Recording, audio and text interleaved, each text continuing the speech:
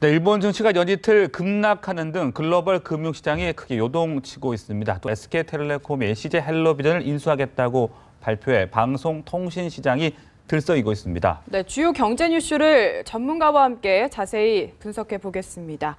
방병국 경제학 박사 모셨습니다. 안녕하십니까? 네, 안녕하십니까? 예. 자, 먼저 일본 증시부터 좀 짚어보겠습니다. 이틀 연속 급락을 했더라고요. 오늘은 이제 일본 증시가 쉬고 있는 상황이고 7% 정도 떨어졌다고 하던데 설명을 좀 해주시죠.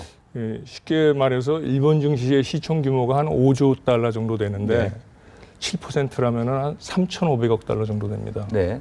원화 기준으로는 한 420조 원 정도로 볼 수 있는데 네네. 420조 원이면 우리 증시 시총 규모를 1조 2천억 달러라고 볼 때 한 1,440조 원이니까 네네. 우리 증시 시총 규모의 30%가 이틀 만에 날아갔다. 예. 이렇게 보시면 됩니다. 네.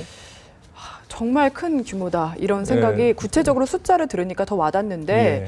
일본 증시가 이처럼 크게 하락한 이유를 어디서 찾아볼 수 있을까요? 글쎄 이제 일본 당국이 발표한 것은 이제 미국과 유럽하고 연동되니까 증시의 이제 움직임이 그래서 미국 유럽 때문에 시가가 자기네 이게 주가가 떨어졌다 이렇게 얘기를 예. 하는데 실제로는 글로벌 증시 전체적인 문제이고 글로벌 경기 전체가 침체로 이제 더 악화될 것 같다라는 우려가 작용하면서 또 유가가 계속해서 떨어지고 있지 않습니까? 예. 그게 네네. 바로 세계 시장에 대한 바로미터인데 그것까지 다 같이 복합적으로 작용했다고 봐야죠. 네.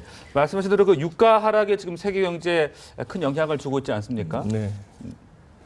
예, 심각하다고 봐야 네. 됩니다. 지금 유가 하락과 글로벌 증시의 이 급격한 하락세는 어떻게 보면은 주가 지수가 우리에게 말해주는 게 있어요. 보통 6개월에서 1년 정도 실물 경기에 선행하는 지수입니다. 주가 지수는. 다시 말해서 금년 하반기부터는 잘못하면 우리 실물 경제도 커다란 충격을 입지 않을까, 충격을 받지 않을까 그렇게 생각이 됩니다. 네, 그러니까 지금 유가 하락이 금년 하반기, 올해 하반기에는 반영될 수도 있다 이런 그렇죠. 말씀이신 유가 거예요. 하락과 주가 하락이 같이 이렇게 맞물리면서 예. 그게 네. 실물 경제를 때리는 커다란 한 직격탄이 될 수 있습니다. 네, 네. 그리고 또 하나 이야기해보고 싶은 게요. 지금 엔화가 초강세입니다. 뭐 1년 네. 4개월 만에 최대치다. 뭐 이렇게 이야기가 나오고 있는데요. 네. 이것도 하나의 원인이라고 봐야 되겠죠. 그렇죠. 이 일본 당국은 엔화를 좀 약세로 돌리기 위해서 마이너스 금리를 추진을 예. 했는데 네. 거꾸로 반대로 일본 당국의 의도와는 달리 글로벌 시장이 침체되니까 오히려 일본 엔화를 안전자산으로 간주하고 일본의 주식시장은 폭락하는 반면에 일본 엔화 가치는 112엔까지 아주 지금 초강세로 지금 올라서고 있습니다. 네. 그렇다면 그 마이너스 금리 정책이 오히려 지금 주가 하락의 원인이 될 수 있다 이렇게 볼 수 있는 겁니까? 그렇죠. 네. 마이너스 금리를 해서 처음에는 좀 반짝 증시가 좋아졌는데 네. 마이너스 금리라면 제일 먼저 충격을 받는 것이 은행권이거든요. 일본 은행들이 그러면 수익을 앞으로 어떻게 내겠느냐. 네. 마이너스 금리에. 일본 은행도 돈을 일본 중앙은행에 예치를 하는데 예. 네. 중앙은행에 예치를 하면 돈을 내야 됩니다. 즉 은행도 돈을 벌 곳이 없어진 거예요. 네. 그렇다면은 이 일본 은행도 주가가 떨어지고 또 마이너스 금리라는 것이 일본 경제 전체에 대한 국제적인 신뢰가 좀 무너지는 신뢰에 손상이 오는 그런 측면이 있습니다.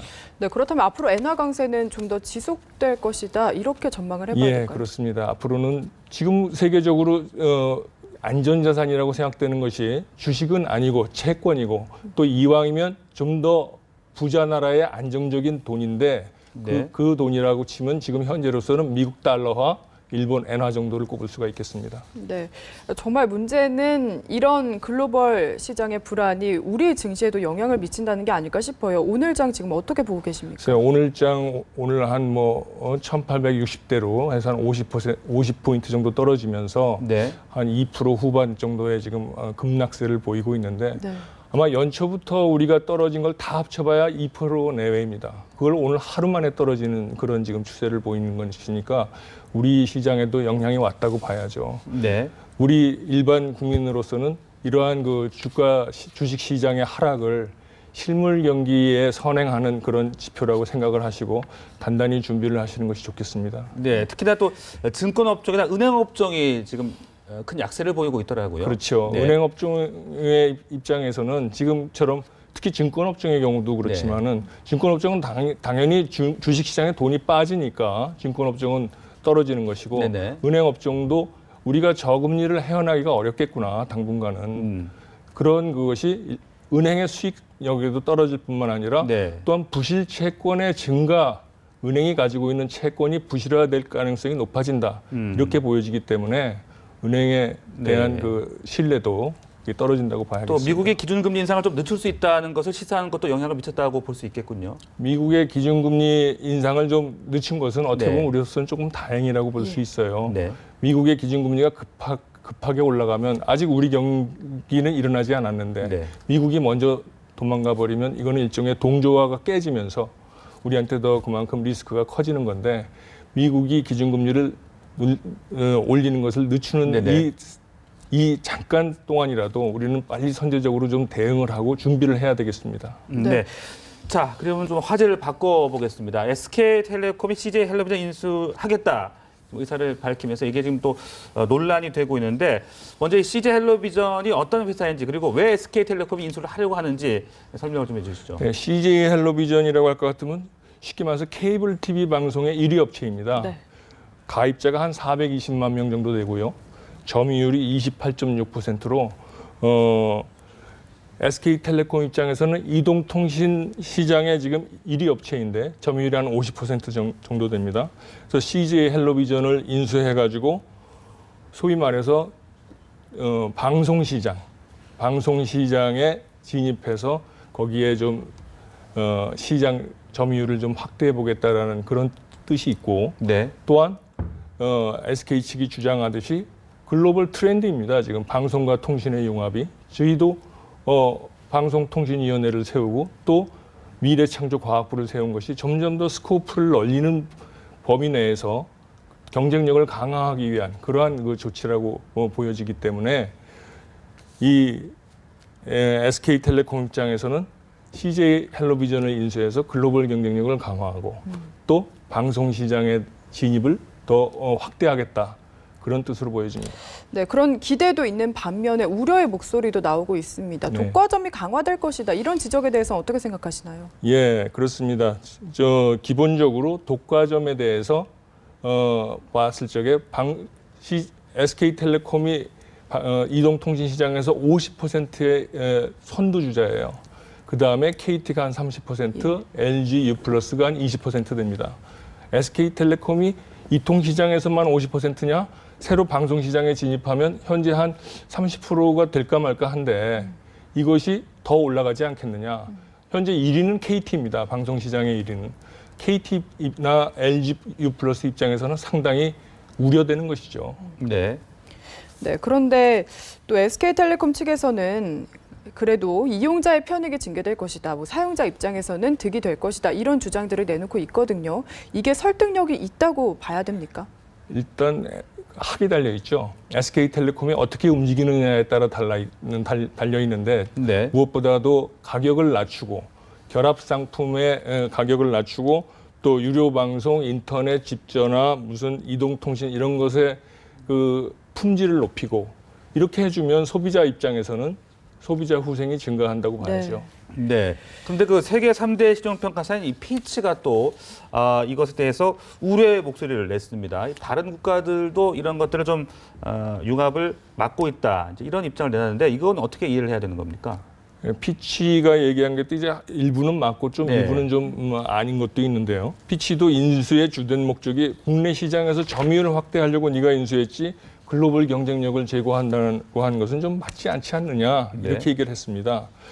방송시장 전체 78개 권역이 있는데 그중에 CJ헬로비전이 23개 권역에서 1위예요. 예. 그것을 인수를 했으니 당연히 국내 시장 점유율 확대를 노리고 있다는 얘기를 들을 수 있죠.